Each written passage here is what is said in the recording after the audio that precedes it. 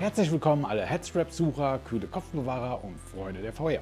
Ich bin Sushiro und heute geht es um mein Fazit zum Bobo VR S3 Pro Super Strap. Irre lange Name. 2 Monate habe ich es jetzt im Einsatz und es wurde fleißig getestet. Ich habe Spielsessions von über 6 Stunden damit gemacht, um zu sehen, wie ist denn die Akkuleistung, und auch der Ventilator war rege in Gebrauch. Aber wir gehen jetzt direkt mal ans lebende Objekt und ich zeige euch so meine Punkte, die ich gut fand oder schlecht. Also, was finde ich gut? Die Akkulaufzeit dieser Akkus ist super. Also das muss man wirklich sagen. Und mit einem 20 Watt Netzteil sind sie auch echt ruckzuck geladen.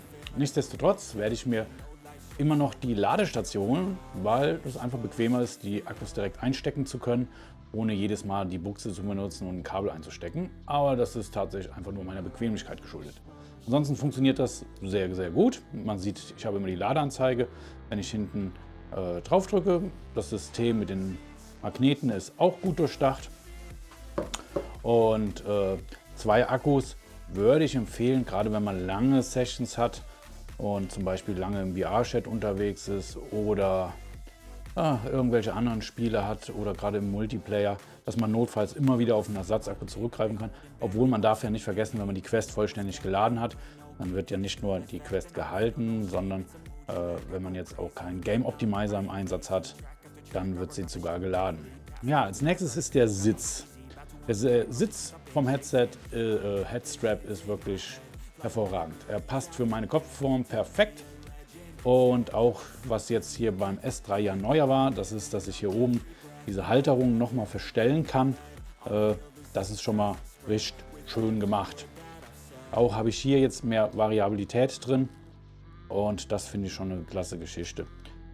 Dass jetzt der Drehknopf hinten ist oder im Innenbereich, soll dafür sein, dass ich das Headstrap auch im Liegen benutzen kann. Habe ich jetzt tatsächlich nicht ausprobiert, ob das jetzt wirklich viel bequemer ist. Aber dadurch, dass man hier so einen Abstand hat, kann ich mir das schwer vorstellen, dass das dann wirklich sehr bequem wäre. Ja, wenn der Akku leer ist, gibt er ein akustisches Signal, beziehungsweise das Headstrap selber gibt ein akustisches Signal, dass der Akku bald zur Neige geht, und dann kann man jeweils immer am Akku kontrollieren. Oder ich habe ja an der Seite, wenn ich das jetzt mal den Akku einstecke, dann sieht man, habe ich ja hier die Anzeige und sehe halt, wie viel Prozent der Akku gerade hat. Das bräuchte ich allerdings nicht, weil ich habe ja, wie gesagt, hier hinten die schöne Anzeige mit wie viel der Akku geladen hat, und das reicht auch völlig aus. Dann ist noch relativ schön, dass es schnell zusammengesteckt und aufgebaut ist, was jetzt für den Normal-User unwichtig ist. Für mich war es ganz gut, weil ich zwischen dem M3 und dem ab und zu mal hin und her gewechselt habe. So, jetzt kommen wir zu den Mankos. Was gefällt mir nicht so gut? Also der Lüfter. Gute Idee, aber bringt bei mir nichts. Das kann natürlich hauptsächlich an dem Facecover zu liegen, weil ich das am VR Facecover vorne drauf habe. Und wenn man hier guckt, hier sind jeweils immer so leichte Riefen drin. Das ist auch hier in der Innenseite sind diese leichten Riefen.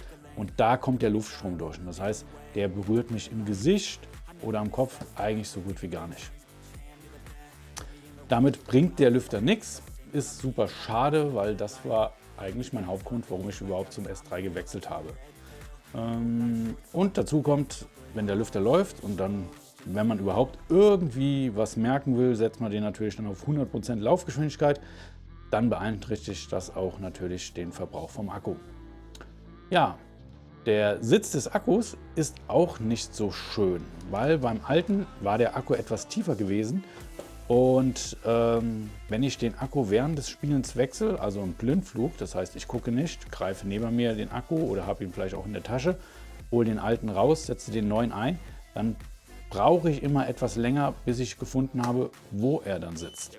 Das war beim M3 nicht so. Also da ging das routinierter, wahrscheinlich weil hier hinten beim M3 das Ganze etwas weiter vorstand und deswegen kam ich da besser mit zu Rande. Aber das ist schon Meckern auf hohem Niveau. Ja, kommen wir dann noch zur Zusammenfassung. Ich fasse es mal zusammen. Das S3 ist ein solides, bei mir gut sitzendes Headstrap mit einem recht guten Akkusystem. Der Lüfter bringt in Verbindung mit dem AMVR-Cover relativ wenig. Auch mit dem Originalcover habe ich keinen großen Zuwachs von Luft oder Kühlung gespürt und deswegen war das für mich keine wirkliche Verbesserung.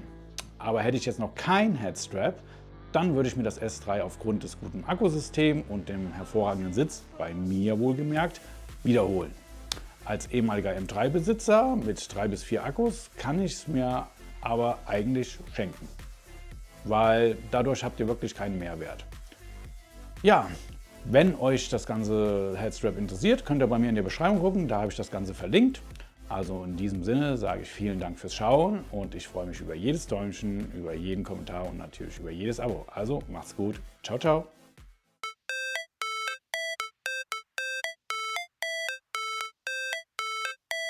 How it's supposed to feel.